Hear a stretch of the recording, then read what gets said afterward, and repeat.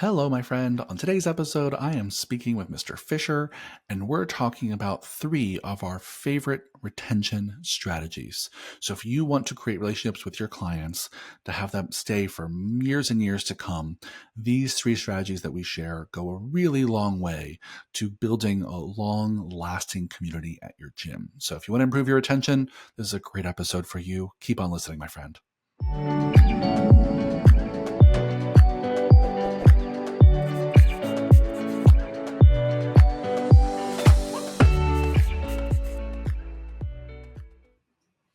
Hello, fitness business nerds. What's up? Welcome to another episode of the Business for Unicorns podcast. I am back again with Mr. Fisher. How are you today, sir? I am good. It's Yeah, Monday. I'm a little sleepy, but good. we're recording Flying this back. on. Yeah, I was gonna say we're recording this on a Monday, and you were just in at Perform Better. How was I it? was.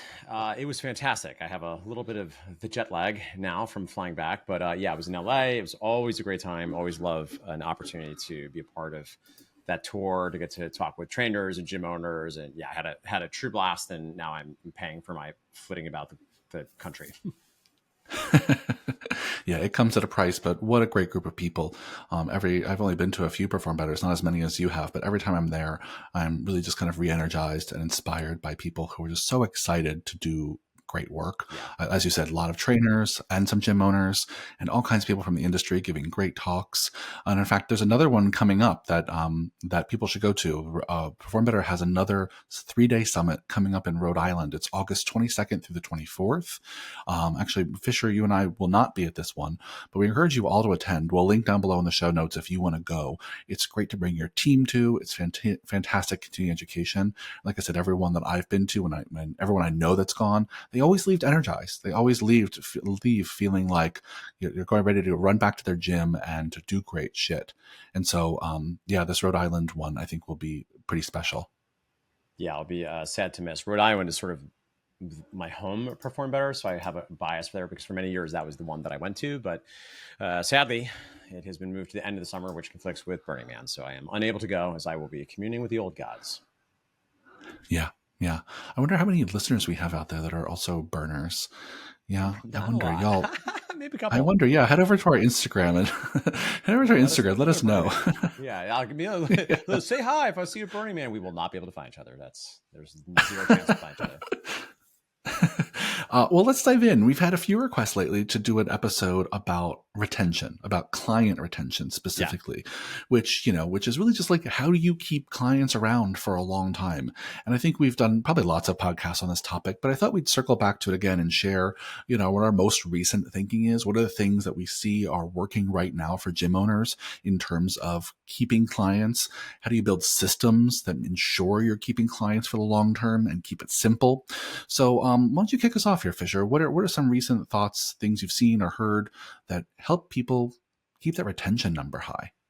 Yeah, I mean, the first thing I'll say that is always a little challenging about making these general recommendations, I do think it depends a little bit on your model, whether it's a very large group class or one-on-one training. Those are all going to look a little bit differently. I will say more and more, I've really come around to this idea that to really build sticky retention, you want to have some kind of consultative check-in with your clients on some regular basis. I would note there's one topic we can do an entire podcast on that's related, but I would say somewhat distinct from this, which is onboarding, right? Which is how you're setting people up for the first 3 months to keep them around. And I think one of those ways to do that is, if I have a magic wand and I'm in charge of your gym, you would be doing a 30-minute results check-in on day 60, day 30, day 60, day 90, and then every 3 months forevermore, quote the Raven. Now, some clients are not going to want that. You'll have some clients that, frankly, are not interested, and that is okay. And you should still ask. And if you get this really dialed in, you do need a good SOP for this, I think, because I think the next question is, well, what do you do in these things? Well, it's not that complicated, right? And we have our systems the way we think about this, but you will want to develop a tight SOP for this, and you'll need to build in some margin for you or your team's life, depending on who's doing it. Because oftentimes this is a little bit of the barrier. If you built up your whole model that it's really just training sessions and then you hope people do this stuff and that's kind of all there is, that is not going to cut the mustard which I don't really know what that means, but that's not Yep. going to cut the mustard Yeah. in the year And 2024. you've always said that. That is not going to cut the Not mustard. going to cut the mustard. It's one of my most well-known proverbs. And ultimately, retention has gone up throughout the industry. You know, as actually notably as of the time of this recording, the stock market has been absolutely crashing, which makes a fair number of people get Yes. very nervous with higher expenditure investments like small group personal training or even a appropriately priced class-based training option. So I think this is super vital to keep people sticky, is to have them regularly come in. I'll give you one pro tip as regards to the SOP is, yes, you need to ideally find some things that you're tracking that map to what the results are, but it's also a very important opportunity to have them reflect on what's going well. So we do this Yeah. internally with Biz for Unicorns, and for that matter, Mark Fisher Fitness and Alloy. You always start the meetings with what's going well, because your clients will not necessarily take the time to reflect on their progress, the fact that, oh, now that I think about it, I am able to, my back isn't hurting when I get out better, or whatever, fill in the blank. So I think that's part of the magic of this. Not only does it help, I think, congeal the relationship and make the gym more important than just this place that I work out, but a place where they're really seen and really cared for, but it provides a system so that way your clients can't get away with not looking at how their life has been improved by working with you, which makes you more valuable. Yeah, 100%. I couldn't agree more. If I was to recap, I think the things that are most important about this strategy are as you introduce this idea of performance check-ins or goal check-ins or whatever you're going to call them early in part of their onboarding. Like Fisher said, 30, 60, 90 days would be a great pulse early on. And then quarterly, once every 3 months moving forward. So it's consistent. They know it's part of how you do things around here. I think that starting with some wins and having them reflect on the positives is really critical. I mean, when else in people's lives is someone asking you to pause and reflect on all the good things? Right? It's a real gift to give someone that moment to pause and reflect and learn from their own experience. And then I think the other thing that I would add, you didn't say, but I know we probably agree on, is get clear about what they're striving for. Right. Get clear about what's next. What's the next rung on the ladder that really excites them? Because it's that thing that they're moving toward often that keeps them. And that's often the reason people leave, right? Is they're like, I don't know, I feel like I've done everything I can here at Mark Fisher Fitness, right? I'm done. We have the same challenge at Business of Unicorns. If we're not clear about where you're going next as a gym owner, it's very easy to feel like, well, there's nothing more I can do here. I've done everything I can, right? And so I think keeping them future focused on where they're heading can be really valuable. Yeah, if I can offer one other quick way to potentially Please. try this out and operationalize this, because we're doing this at MFF actually.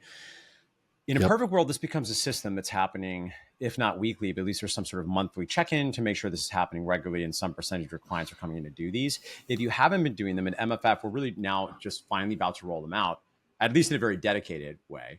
We're going to do, I think it's 3 to 4 days of relatively long days that some people on the team are going to share doing. We won't have every trainer take part in this, but we'll probably find 1 to maybe 2 trainers, probably Emily on our team, who's the director of possibilities, which is our euphemism for sales director. We'll collaborate on this. And this is a good way, I think, to launch this in some ways a little bit lighter, because an ongoing system where you're coordinating with calendars and when does your team have availability? When do you have availability? It's another damn thing. Maybe your team hadn't expected this was ever a thing you were going to ask them. Maybe you have a lot of clients because you do some large group model. So I get all the reasons why this feels heavy to do. And I just think it's truly mission critical in the year 2024. You got to figure out a way to do it. So if rolling out an ongoing system feels a little bit heavy right now, maybe just start with once every month, maybe even once every other month, have a few days with a lot of availability, and then market like you would market anything. And in theory, this is a very valuable thing to market. You will have to sell your clients to come in, because even though it's free, it's going to cost them some time and energy. You might choose to allow some of these to be a phone call. That might be something that makes sense for your model based on spacing and based on the scheduling needs of your clients and maybe even your team. But that's one way I think to roll this out, is if you're like, okay, I like this. So here's what you do. Pick a date. Maybe pick September's a great time to do it, right? As of this recording, it's early August. So I suspect you'll get this mid-August at some point. So pick a date, maybe late September, pick 2, 3, maybe 4 days, put it as robust a sprinkling you can of some mornings, some middays, some evenings, roll out a little SOP, and then just market like you would market anything. So maybe 2 to 3 weeks out, you don't need to market, and you don't want to market this months in advance. and then just really market it, right? Put it in announcements for classes and sessions, maybe send out 1 or 2 emails. If you have a private Facebook group, make sure everybody knows about it, and then really work hard to get them in there and treat it like a serious KPI with some serious goals. Yeah, 100%. I think it's a great way to get the party started, treating it like, hey, we're going to have in the first week of September is going to be check-in week, right? And that whole week, everyone's going to meet with a trainer if you want to. There's availability in person, there's availability online and by phone call. I think, the more options you can give your folks, the better. And I think, and treat it like it's required. Right? Treat it like you want to get 100% participation. You never will, but treat it like this is something that we really have to do if we're going to keep supporting you in achieving your goals. But I love that, Fisher. I think it's a great roadmap. I'm going to add a second strategy I think is pretty critical to this conversation about retention, which is, I think, and we've known this one for a long time as well, but I think it's even more critical because I see a lot of gyms that don't do it, which is if you want your retention to be high, you have to notice when people aren't showing up. Right. You have to notice and recognize when clients who are supposed to come 2, 3, 4 times per week, when they're not there. Right? When they start not showing up and attendance starts to drop. And all too often I talk to gym owners who are just like, yeah, we usually find out that they weren't showing up when they terminate. And that's just so sad. It's so sad, just especially for all of you out there who have the technology to run a report. Right. About who's been here in the last week, who hasn't been here in the last week, who has a lot of unused sessions on their account. For depending on which software you use, those reports might all look like different things. But the idea here is that at least once a month, ideally every week or every other week, someone is running some report about who's been missing, who is not showing up that normally shows up, who has credit that they've paid for that they're not using. Yep. Depending on how your model works, and then reaching out to them, just like anyone in your life who didn't show up for brunch, right? If I scheduled an appointment for Fisher and we're going to have brunch, he doesn't show up, I'm going to reach out and be like, hey, I know life happens. Are you okay? What's going on? I hope to see you next time we make an appointment together. Too many brunch I know no you never shows. So many brunch no-shows. I know you're always going to show up for the Bloody Mary, so I don't have to worry about that. But I think, the point being that, this sends the message that we see you, we care about you, and we notice when you're not here. And not doing it sends the message, we don't really see you, we don't really care about you, and no one noticed that you were gone for 2 weeks, right? And that is absolute fuel for the termination fire, right? Like they're gonna leave if they feel like their attendance is just kind of has no consequence at all. And anything you would add to this, Fisher? No, I think that, this is a very important system. I think, again, we go back to, okay, how do you apply this for your gym? How do you do I would it? note if you're doing one-on-one training, a lot of the stuff is sort of baked in. You're not going to notice somebody just not showing up for a month if they're a one-on-one client in most situations, right? Your check-ins, probably you're doing, though that I might suggest you probably do need a dedicated SOP. So you're periodically thinking big picture instead of just coming in and taking them through workouts. I would note that the less people you're dealing with and the more they're paying, the more intense your customer service systems have to be. I'm not saying that if they're paying a little and it's a very large group format, that you are necessarily taking your foot off the gas pedal. There might be some acquiescences you need to make to reality. So if we're thinking about, okay, well, what is the system here? Well, if you are doing, let's say, a relatively higher ticket 4-on-1 individualized model, but people are on a recurring billing system and you have maybe even one other coach, you're probably not going to be able to keep that head in your head anymore. But it's so relatively few people. This is probably a weekly thing, checking in on each individual client to make sure they're coming in. On the other end, if you want arguably the maybe the least effective, but the lightest touch version, it's at least once a month run an MIA report and find people that are not showing up. The old standard, what people used to say, and it's probably still true, is your warning sign is when people are coming less than 8 times per week. That's one of those things that everybody said in the echo chamber maybe 5 years ago. And admittedly, I think that's very true if you're dealing with unlimited models or even open access gyms. That's probably true. It's a little bit different for training gyms listening, because in some situations, you're only selling coming in twice per week. And some of you even have a once per week model. So, however, I think it's still true in spirit. I'm not sure it's literally less than 2 times per week, but I just want to name that based on what your model is, On the most Yeah. extreme one, every single week, you look at every single person. You can track it in a sheet, or if your platform can't do that, at the very least, on the bare minimum, on the other end, at least once a month, you need to run a report and see who hasn't been in the past few weeks. But even as I'm saying to Yeah. most of you, I probably still want you doing it every other week. But Yeah, that's true. Yeah, and I'll say that the outreach you do is usually these days a text or a phone also true. call. Also true. Something just says like, "Hey, Fish, hey, Mark, Yep. I noticed you weren't here last week. Everything okay? Anything we can do to help?" Right? Like it's just checking in, like like a concerned friend.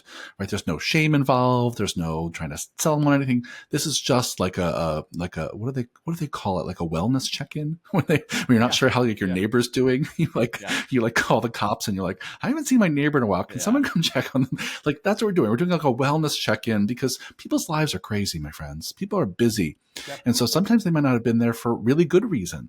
And Yeah. sometimes it's because they're really struggling.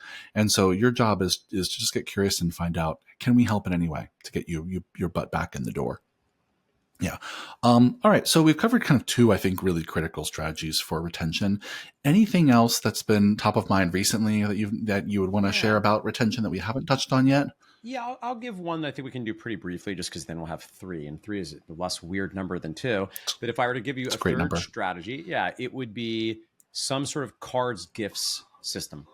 And again, Hmm. cards and gifts, like handwritten cards and personalized gifts, are so powerful because they are not scalable. You can use companies that will allow you to make cards that they look like they were signed. I'm not saying that's wrong. I just think it doesn't have quite the pop. The reason handwritten cards are so impactful is they don't scale well and they take time to create. So if I were running your gym, what I would consider doing, if I were in your shoes, I probably would make this a weekly KPI for your team and make sure that if not weekly, at least bi-weekly, that you periodically think through what you know about your members' lives. You're celebrating things that are going well, marriages, new jobs, babies, cool things that are happening, and you're showing sympathy and acknowledging if they're going through a tough time. They maybe lost a job, maybe they lost someone close to them. I think this is one of the most powerful ways you can really humanize your business. And to my mind, while admittedly cards are a little bit distinct, I think of personal gifts almost in a similar bucket. And again, that's maybe not a weekly thing necessarily, though it certainly could be, but at least a few times per month, I think it makes sense to have even a modest couple $100 budget to just send things to your clients based on what Hmm. they like and they care about. Again, it doesn't scale well. It's not a huge investment, it does cost some money, but people are always just so blown away that your gym took a Yeah. moment to send them either a book or a bottle of booze that they like, or something that again is telling them in inarguable terms, you matter to me, you are special, I see you, I know you, I care about you. Yeah. 100%. I think it just goes to show that, the relationship is so much more than transactional. Right? It's like we're not just here to collect your money every month.